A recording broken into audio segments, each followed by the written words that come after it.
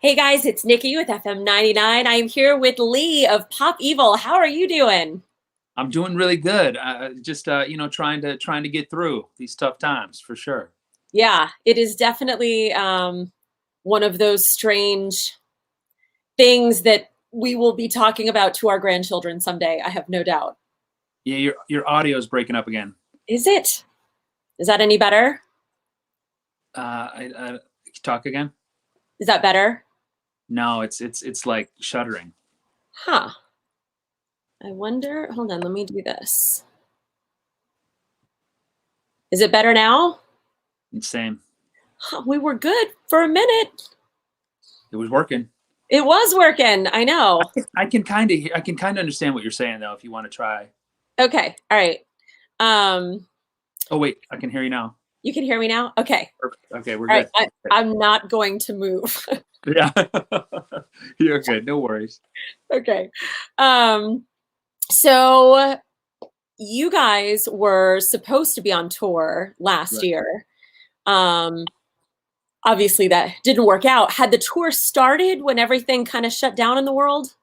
No, we just kind of finished the album. We just got out of the studio and we're getting ready to do all the rehearsals and tour was booked. And then of course, the pandemic hit and I remember thinking, all right, maybe in 2 months, maybe it'll be better. And of course that led on to where we are today. But it just, and the album was supposed to be out even last year. It's so crazy now to think when we actually do get back. I mean, the album will be just starting and it'll be over at the same time. So it's just, it's weird. I mean, it's such a different landscape for all us musicians, but I think we're all willing to just sacrifice and bite the bullet for any kind of obstacles we have just to get back and play again. So, it is what it is. I know, absolutely. I'm with you. Anything that gets us back sooner is kind Right. of where I'm at Right. for Absolutely. sure. So I see that you guys have a couple dates booked for this year. Obviously, I know things are kind of like what's really going to happen, but like Right. as of right now, does it still look like those dates are happening? Yeah. I mean, we're planning like everything's a go. I think if anything, the you see these dates planned. I don't know how many artists really tell you. I mean, that's kind of like motivation for us. I mean, Yeah. even if they get canceled, at least it's something to be optimistic about and look forward to for us band members. I mean, just knowing there's something on the books is like, I think the first step. I mean, you think about all the things we took for granted. All the times I think we could play and being tired out on the road, or your voice is sore or whatever. I think now it's like, wow, it makes you appreciate those times, just how fragile this business really is, and just how just what really a dream job we all really have in this profession. But yeah, I mean, as for now, the shows are good to go. I mean, we'll see as the vaccinations kind of roll out how quickly that has an impact on the general public. And again, I was talking to managers about it just recently. It's not so much about when we go back as much as it's about when people feel safe to come out and watch us. So I mean, it's so much up in the air with that when we actually do book shows. And maybe it depends on who you talk to, but some people think it'll be a slow rollout sometimes. And then some people think that once the doors open, people are just going to flood to the show. So, I mean, we'll see kind of what reality takes, but we're ready to go. I mean, we got shows booked and we're going to keep them booked as long as we can until that absolute, last minute when we have to cancel. So. Yeah, that is very, very exciting to hear for sure. Okay, so question for you. So you started with a band called 10-5 Right. a long time ago. I won't Yeah. say when, but it's been a Crazy. minute. Yeah. Yeah. So based on the years and when I know your birthday is, did you basically just always know that this was what you were going to do? Yeah, I mean, I think so. I didn't know what it would look like, but I just knew that. I remember the parents asking me years ago, they're like, so how long are you going to do this? And I'm like, well, what's that mean? I mean, if nothing happens, I'm just going to weekend warrior. I could still make good money on the weekends, like Yeah. what's the deal? So again, it just kind of, it kind of morphs. You have these little people always ask for that moment in time when you knew you made it or you knew it was something was special. And there's really not one moment. It just every year led to that next thing that kind of spearheaded that next movement for the band, and think about the album cycles. Just every album, there's an awakening, and obviously this album, it was unbelievable, the writing and how it came together. But now, obviously, it's so weird being able to. I mean, if you think about it, we'll be playing these songs when they're already hits. People are going to be familiar with these songs instead of us introducing them live. Yeah. They're already going to be knowing most of these songs. So it's that's a weird element, but again, and then there's some word that we might even be in back doing the new record this summer if we're not playing. So we'll be working on a new record before people even really know this album. So Right. it's so weird to think about, but again, it's just about musicians and us staying busy in these times, and just the landscape that is rock. I mean, it's always changing. I mean, from not just our genre, but for the streaming market, how fans are receiving and embracing your music is so much different than it was back then. And just staying ahead of that curve and trying to keep with it is a challenge in itself, And then of course you got to do the dirty work. You got to play the shows and win the fans over one step at a time. I mean, without there being that kind of MTV TV exposure that there once was in the golden era for rock bands, it's the golden era now is you got to get out and play live. And I think that's great to see. The live shows are growing. The big festivals, the rock festivals, especially here in the United States, have been taking a lot of notes from the European festivals and making them very special here for the American fan. And it's so much more enjoyable for us to play those festivals, these American festivals here, in comparison to the European festivals. And if you're just listening out there, the European festivals are insane. So if you don't know what I'm talking about, just Google European Rock Music Festival, and you'll see 1 million people at the shows. It's just it's something special there that we're starting to really pick up here now in the U.S. And obviously, being an American band, that's something great to see. Yeah, absolutely, for sure. You've been to our Lunatic Luau a couple times, actually. Here, so. Very awesome event, for sure. And it's just to see how big the festival's gotten over the years. From, even the last time we played, it's awesome. So it's again, we're grateful for the stations like yours that are able to still put the festival on. I know it's such a huge sacrifice, and it's such a big event for the year. You start planning now, and then of course the festival in summer.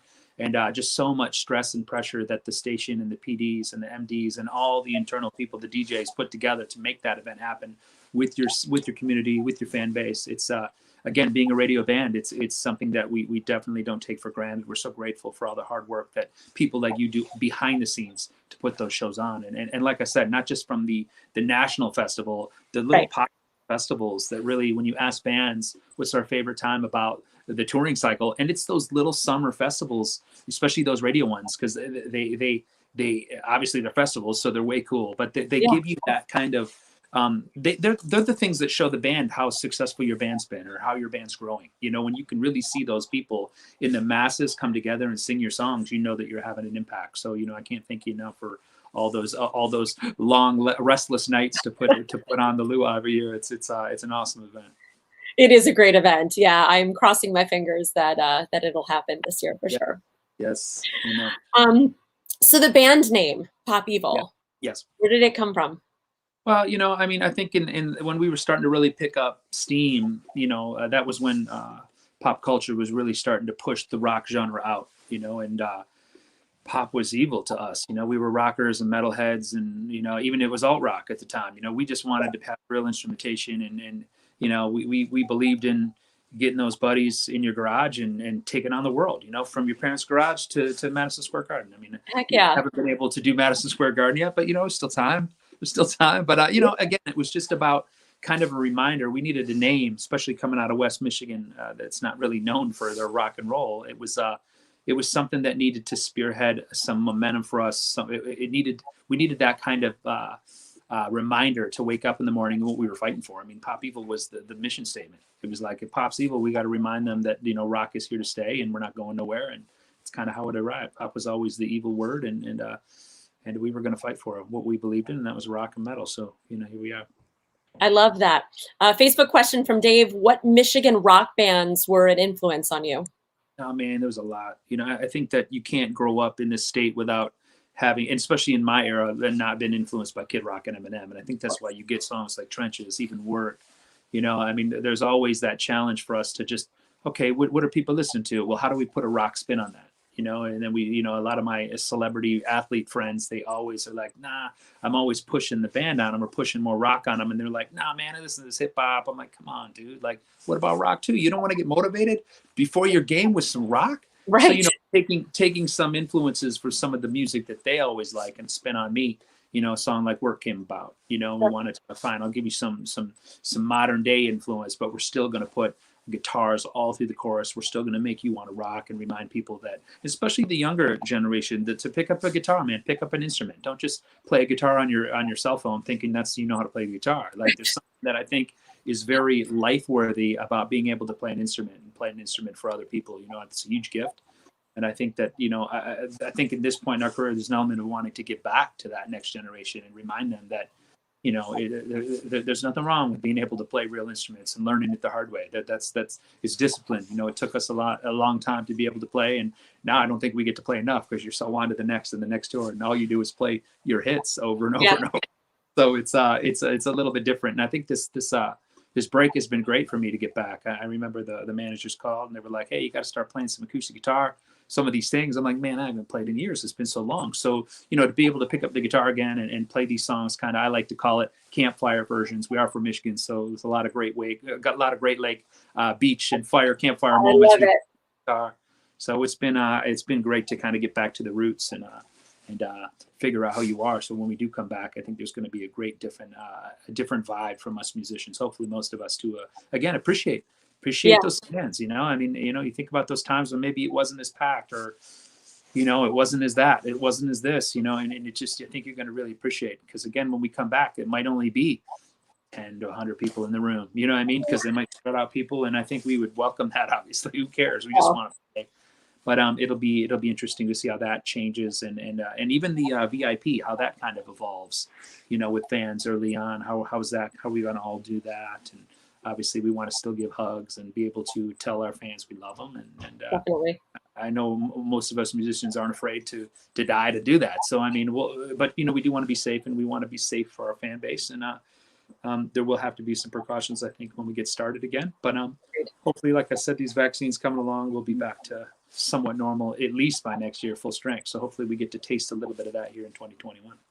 Yeah, I'll wear a friggin' spacesuit if it gets me back to a live show. It'll be hard for me to sing, so I'll wear the spacesuit minus the helmet. So I'll be with you. All right, the rest of us wear helmets. It'll be great. There you go. I love it.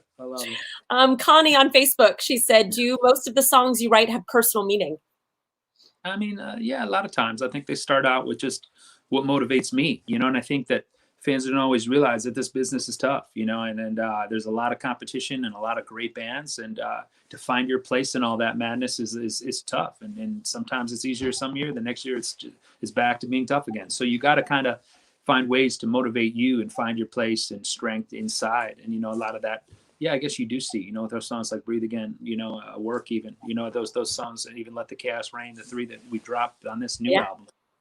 All those, were motivating at the time, but it's surprising now how much more motivating they are, you know, now that we have the pandemic here, because they were written obviously pre-pandemic, which is crazy. Yeah, it's crazy how much they really fit in now. But yeah, I mean, I think we're always thinking not just of ourselves, but I think we think of our fans more now every record, you know, especially with me writing lyrics. I'm thinking about, you know, the faces I see, the people, the struggles that they tell me in these meet and greets, what they're going through with these songs. And again, we're like, musicians are like the ultimate Hallmark card, right? I mean, you think about when doctors and parents can't be there for you, loved ones, music is. And just something I take a very big responsibility in here to try to just make a difference, you know, whether it's one person or more. If you can make a difference in a positive way for these people, that's what it means to me. That's what it's about doing now. I mean, look, I mean, we're not gonna be, rock isn't gonna be in the glory. We're not going back to those glory years, maybe not in my career. So, you know, with that, doesn't matter about our personal glory and fame. It's about trying to help those people and see those smiles every night, and listen to those voices singing your songs that you write back to you. What better gift than that, man? I don't need a plaque on the wall for that. I mean, that's something that no one can take away from you. And I mean, you're not taking any of that platinum or any of that stuff with you. So, you know, you take these memories and these people's lives that you touch daily when you see them show, and it changes you for sure. I love that. Rebecca said, "What is the first thing you want to do besides play music post-COVID?" Man, I can't wait to not wear a mask, man. I've been having a hard time, and I've been dealing with this like neuritis during this post-pandemic. I think I had some ear issues. I don't know what I got, but if you know what vestibular neuritis or labyrinthitis is out there, you know that it's brutal. It'll make you dizzy, and so I mean, I've been very fortunate enough not to tour. I'm a lot better now. It's been a year, but I know I struggled with that early. So again, if anyone's struggling with personal things, we do too as musicians. So I was just thinking about being able to be on a tour bus and not be dizzy would be great. You know, so if you really want to answer the question, I can't wait to not be dizzy and be out on stage. And to be honest, I can't wait to just smell the air of a festival. Like you said, we were talking about the luau. Like I remember the last time we played it, being able to smell the air. You hear the roar of the crowd when you're, because again, if you get to play later in the day, if you're fortunate enough to have, Right. you know, to have a later spot, you get to kind of wake up late, and you can feel that roar, you can hear it, you can feel the rumble of the tour bus. You can smell the coffee that the band members are. I don't drink coffee, but you can smell the coffee on the tour bus from the other band members that are drinking. And you just get ready for the day. You know, I miss that. I miss that excitement of knowing there's going to be people out at the show.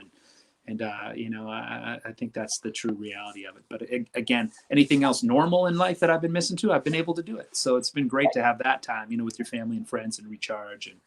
But you know, it's been long enough. I'm ready. We don't. People like us don't belong in the real world, man. And we don't fit in the real world with real rules and real. We've been here. I think the first month, our family was like, "Dude, we can't wait for you to be home." Then after the first month, they're like, "So when are you going back? Do you think?" They're like, "Don't Like, you have someplace to be?" Yeah, I'm like, yeah, you're right. I got to get out of here. This is ridiculous, you know.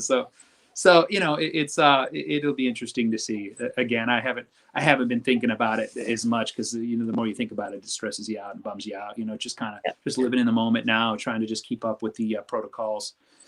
You know, just be the best citizen I can be here as an American to help my neighbors and make sure everyone's safe around me, and just be at peace, man. That's all you can do. So Steve said, if you don't drink coffee, what gets you moving in the morning? I'm a little impressed with the non-coffee drinking. I'm straight up Mountain Dew Zero, man. No sugar. I'm all healthy. I've been vegetarian a bit, and I cut the meat out, but I do have my vices. So Mountain Dew Zero is my thing. So you caffeinate. You just go coffee caffeinate. Ish. You know, I remember we were doing the record, and you know, we're a little older. We don't drink the Mountain Dew the same. And my buddies were like, "Look, you know, they have Mountain Dew Zero." I'm like, "Nah," because I hate Diet Mountain Dew. I can't drink it. And I'm like, I can't stand it. It tastes like that. And they're like, no, it tastes just like it.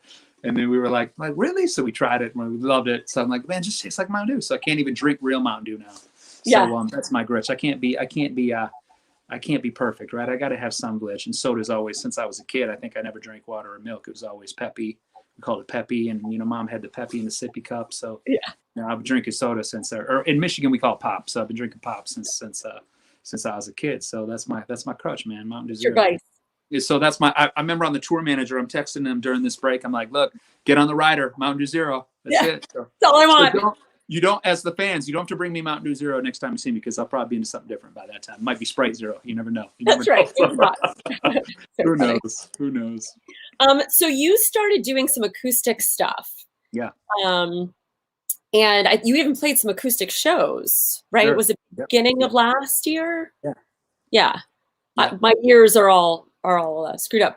Do you think you'll ever do an acoustic album or EP? You know, we get asked about that a lot. I mean, again, it's all organic. You know, you don't really know. I mean, right now my head's thinking about Pop Evil. You know, that's always the mission. You know, and you know, when I get back to, I'm worried about the band. I want the band to be, you know, at a good place. I mean, I haven't seen them, and it's my longest break from the guys and gal in ever. So, I mean, I don't know where their heads are all at. I got to make sure everyone's, you know, I'm sure they have strong opinions about the pandemic and where their lives have been affected by it, you know, so it'll be interesting to see when we get back on the bus, how everyone feels about that. Does everyone want to be temperature checks? I mean, is everyone going to want to wear masks when we're together? I mean, there's a lot of little things I think we got to discuss to make sure we respect each other and where everyone's heads are at with that. And again, they're the coolest people in the world, so I think they'll all be amazing. But again, we just got to at least talk about it. But as far as acoustic, we had just kind of dabbled in it. It's been something that it's been kind of a personal mission for years to kind of get out. You know, it's how I started this band, was just playing by myself acoustically in the coffee shops, you know, and then it just, you know, it just progressed to be what it is. And so I felt like, you know, we're at a time in that career where it would be great to, again, people are excited to see Pop Evil, but we can't oversaturate these markets playing the same show all the time. So we wanted to do something a little different. And we have a lot of ballads that we wrote. You know, I think that, you know, nowadays the genre is allowing you to be heavier and heavier. I mean, you think about it, in the early days, radio wasn't playing bands like Five Finger the same way. You know, I mean, it's heavier music is the biggest it's been. So, you know, we're able to do that. You know, we think about our pop and evil side. We've been able to be a little more evil, sort of spec, you know, as the albums have progressed. And, you know, we're going to continue to do that and try to just, again, be in tune to what the fans want. You know, if the fans are more into what we experience or being more versatile, then we'll continue to do that. If they want us to be, you know, a little heavier or a little bit of this or that, then we'll do it. You know, I mean, we're making music for other people at the end of the day. You know, it's not just about, you know, I might make at least one song for me, but, you know, I mean, I think for the rest of it, you have to be, you know, again, responsible to make that music that connect and make a difference. And, you know, they speak, whether it's when you see the success of these songs at radio, or you see the streaming success of these songs, you try to stay tuned to that and listen. You know, you think about what fans have done at these meet and greets, and they do say acoustic. So, you know, it'll be interesting to see. I know we were talking about doing another acoustic tour that pandemic Christmas that we had. And so we would have definitely done something then, but, it's not, I never say never, but I think when we get back, it's going to be all about getting Pop Evil, where we need to get it back to normal and get it strong again, where it needs to be from a band perspective, and then, you know, go from there. But, you know, we might have to start acoustically, you know, I mean, so who knows, you know, how this begins. If we have to start out in smaller venues, then maybe we don't bring the band. Again, Haley's from the UK, our drummer. So it's not easy for her to just fly over here, you know, with all the rules from the UK to the US for flying and quarantining. So, you know, it'll be interesting how that plays out. But yeah, I mean, I'd love to do an acoustic album. It's just, what would we do? You know, we want all new acoustic songs, where we do acoustic old school songs. I mean, there's so many ways you could spin it, and we'll just see. You know, I think we'll start by doing some more tours, and if people show up and there's a demand, then, you know, we'll think about putting something together. Definitely. Awesome. Connie wants to know, what about a live album? Yeah. Nah, I mean, I don't know. I mean, I think Facebook, I've asked about that in the early years, live albums. YouTube's kind of, you know, just taking the hype out of that. You want to watch us live, just go watch us on YouTube. So I don't, again, never say never. It's possible, but it's just so many. For me personally, I have no interest in it. I mean, if the label and the managers pushed for it down the road, or maybe live from the luau or something like that, you could do that. You know, if this radio stations wanted to do, I mean, I'd be all about it. But as far as for us personally as an album, I'd rather do the acoustic album. You know? Yeah. Brandy said hashtag Team Michigan. So you gotta represent. There it is. The MI for sure. Murder Mitten. Boom. There it is. Yeah. Abe said, love hearing your music at sporting events in an arena. How did you know when you made it? I mean, I don't think there's ever a moment that you feel like you made it. You know, I mean, I definitely, there's times when you feel like you have moments when you pull up to the stoplight and you see that person in the car just hysterically rocking out to your song, and she looks over and sees you and you're like, not me, it's not me. Yeah. You roll. So that you have tons of moments, or you're at Walmart and you get stopped, you know, I mean, like, you get those kind of moments all the time. But again, you know, the true work is done. You know, I feel like when the numbers grow and you can really help as many people as possible, you know, that's when you really feel like you're having an impact, you know. But again, it's one person at a time. You got to win that race, and you got to take care of a lot of factors. And when we tour, it's about fans first, family second. When we don't tour, it's family first, fans second. So again, if you don't know how, in my opinion, if you don't know how to juggle that, then you can get lost. Because, you know, when you want fans, I remember praying on my knees for fans when I was just a little boy, you know, and then to have them, it's something that is an honor, it's a privilege, and you can't take that for granted. So when it's the fans' time to be into your work, you have to give them all the respect in the world. And, you know, our families have played second fiddle for many years, you know, and they've done it with absolute love and attention and grace and never complain. Well, I don't know about never complain, but, you know, they've definitely been so wonderful to allow us to live our dreams, that when it's finally time, like this year, to give back, it's been very rewarding to see the smiles and to have the memories of just even being bored, being stuck or quarantined or trapped together. That's something that we'll never get. Hopefully we never get again, that quite like that. But it's a bit bittersweet. You know, I mean, I thought I knew my family members well, but, you know, I've been able to have a different level of, and again, it's funny. I was talking to a friend the other day, and he's like, so what's it like? And I'm like, to be honest, I don't remember what it was like to live in Michigan or LA since I was, you know, in my early teens. I mean, I've been gone for 15, 20 years living. And that's the thing with this business. It goes so quick. You're on to the next song, you're on to the next single, you're on to the next album, you know, you're on to the next tour, that you don't really have time to take a breath and think about what you've done and what you've accomplished, or what you would need to still accomplish. And it's very valuable. Again, it's really, I think this pandemic has brought a lot of insight to us internally, to remind us about what really matters the most. And that's the people that we deal with, not so much the music. I mean, that's an important aspect, don't get me wrong, but it's the people that have helped bring you here, the fans. With us, look, they're asking all these questions. I mean, that's great. I mean, that's what it's about. You when you're in the real world, you're not thinking anyone cares or anyone's listening to your band or has questions for you. You just kind of roll with it, you know. And even on a tour bus is the most expensive but it's the most rewarding jail cell you'll ever have. You know, it's like you're trapped in these walls. You see nothing but, you know, pilot truck stops. If you're lucky, you get a pilot. Yeah. You know, and that's all you see is these or McDonald's or whatever it is. So you know, you definitely get lost in it, and you can get tired. You can get worn out. You know, I understand all the musicians that have kind of that can't take it. You know, it's definitely a very nomad lifestyle. You know, so again, it's not for everybody, but when you can really do it, I think that's the true level of success. Spinning it back it's just maintaining, man. Here's to the next 20. You know, let's keep going, because in 20 years, hopefully there's at least 1 or 2 people in there we can help positive, and hopefully there's a lot of good music in between. So Absolutely. again, I'll ramble your ear off all day about it. No, I love it. Julie wants to know, outside of rock legends, are there other genres and artists you're inspired by? Yeah, man, I like all the genres. You know, I think that it's important to try to listen to the genres sometimes that you don't like as much, you know, because there's always the message there of unity. There's a message of positivity there. And there's different musical instrumentation, the way they use their vocal runs. What are they doing? I've always been a big studier of what kind of music. For example, you know, my grandma never listened to, who, bless her soul, she just passed away a couple of days ago, you know, and 95 years old. So she had an amazing life, and I was just glad to be around for it, you know, so. Yeah. But you know, I remember a wedding with her when we were younger. I mean, she never listened to rock or metal. She could care less, you know. And then here comes Pantera Walk On, and she's Ray, Spec, what did you say? And Grandma's doing it, you know. And what are the songs that it doesn't matter about the genre? They transcend age, gender, sex, and they remind people to just come together with a moment, you know. I mean, that moment was her relating with a song that I liked, or a song that you know, it was in my youth, you know. So it was it's those moments that you can really connect with people where age doesn't matter, you know. I mean, you think about orientation, the ethnicity, like none of that stuff matters when you come together at a festival. The luau, since we're talking about it, since we have close ties to it, that you see so many different people from different walks of life, so many trials and tribulations, but for that moment they're singing Footsteps, or they're singing you know, they're singing Get Out of the Trenches. They can relate, Hands to the Sky. I mean, what's cooler than that in the scheme of the vibe or the ghost that is rhythm, that is melody? You know what I mean? It's just, you can't see it, but it just underlines and brings us together, you know, for that moment, even if it is for a day, or even if it is for just 4 minutes, the length of the song. You know, it's those kind of moments that I study. That, again, it's not about what genre I like or not. I think as I've gotten older, it's just, okay, my friends or family like this band, or like I told you with the athletes, they like this particular song. Well, how do I make a pop Evil song out of that?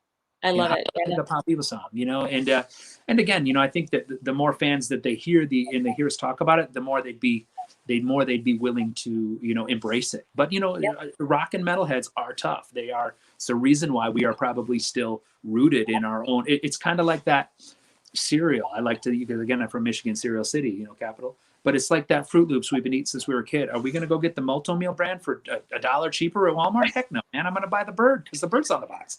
Right. I mean, that bird, the toucan, say I've been in my, or the toucan, he's been in my home for years. It's cool here. So again, we're very, and I think that's what makes our genre great. Like, we're very demanding about the sound, the quality, the guitar tones we love, and we don't want to expand. We don't want to just give us that same song over and over and over and over and over again.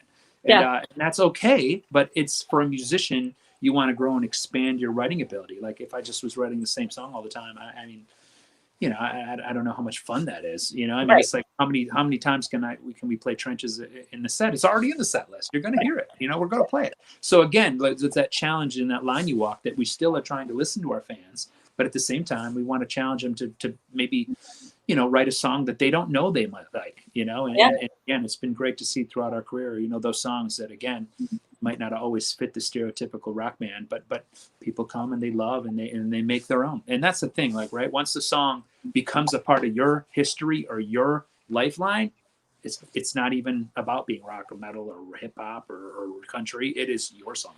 So once it's your song, you can't sing it wrong on stage. You can't be flat. You can't do this. I remember that's my favorite thing with fans. It's like, do you know you sang that song wrong? And I'm like, well, I wrote it. I can sing it however I want. Yeah, it's my song. And they're like, well, I guess, but still, it's my song. I'm like, well, all right, fine. We can agree to disagree, right? But no, it's all good. But you get it. That's the fun element with fans, that you want to play with them. You want them to take on your songs and make them your own, and you have to respect that. It's definitely a fun way to think about it. Definitely. So let's talk about the new album, Yes. Versatile. Or Do old we- album for me. Old album now, right? No, Old, just kidding. I know. Kidding, Old, I'm I kidding. mean, you've I'm even kidding. I'm kidding. Billboard named Work one of the best rock songs of 2020. Yes, amazing. Thank you. Which is amazing. Yeah. That was. Do we have an official release date yet? I think we're trying to do early spring. You know, again, I don't know if the date's been picked yet, but I know it's done. It's ready to go. It's just about, you know, when the right time, when the label and the managers feel it's the right time. You know, it's from us band members. Once we get it done, we'd like to just go our own way and just kind of wait, and that's kind of the fun of it, right? When the release day and it kind of all comes together and the puzzle pieces work, and Yeah. we think that they're happening. It's happening closer to the spring, and we can't wait for that. So Yeah, again, we can't wait either. It's a great record. To me, it's one of my favorite pop people records for sure. And there's a lot of variety in it, but still there's a lot of rock and metal in it. It's definitely the heaviest album we've ever put out. I was going to say the sound's a little bit different for this album. It is. We did things a little differently. I mean, like I said, we're always trying to be creative in ways we record, the way we write, and the way we want to put out music and be seen. And again, I think it's going to be something the fans will really like, and hopefully it's that next step for the band. So, you know, we can't wait for it to finally be out. And we can't wait to finally play the new songs for you. Yes, please. That's what we really can't wait for. So we'll see. Yeah, love the new songs. Really looking forward to seeing you guys play them live for sure. Looking forward to getting you guys back here. Yes, please, man. I'm excited to be back your way for sure. Yes, definitely. Well, thank you so much for taking the time to talk to me. My pleasure. Loved it. And can't wait for that new album. Absolutely. Thanks for having me, and stay safe, and hopefully we'll see you 2021. Yes, let's hope so. Thanks to all the fans, all the questions. I love you. All right. Thank you. Keep it strong. We'll see you on social media. Peace, love. Pop evil. Bam.